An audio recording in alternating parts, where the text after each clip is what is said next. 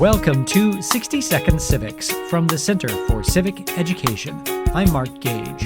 The Eighth Amendment to the Constitution is the shortest amendment in the Bill of Rights, and it is fairly straightforward.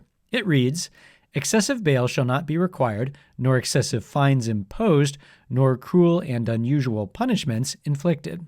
This limits the government's power to punish criminal defendants and those convicted of criminal offenses.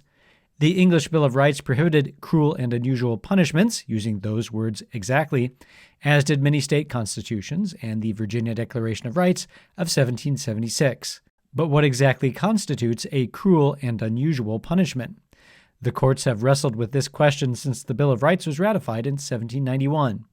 America's founders were well aware of the many instances of punishments that, by their standards and ours today, would have been considered cruel and unusual, such as drawing and quartering a convicted criminal, starving them, or burning them alive.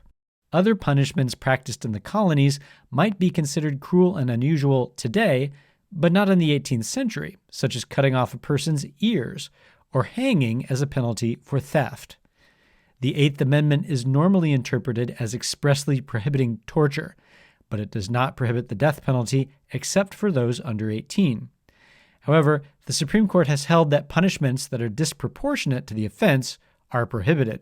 The 1958 Supreme Court decision, Troe v. Dulles, held that instead of defining cruel and unusual punishment as it was understood when it was drafted in 1789, the amendment should be interpreted using the evolving standards of decency that mark the progress of a maturing society.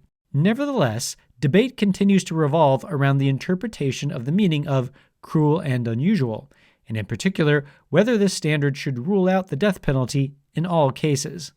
That's all for today's podcast, 60 Second Civics, where civic education only takes a minute.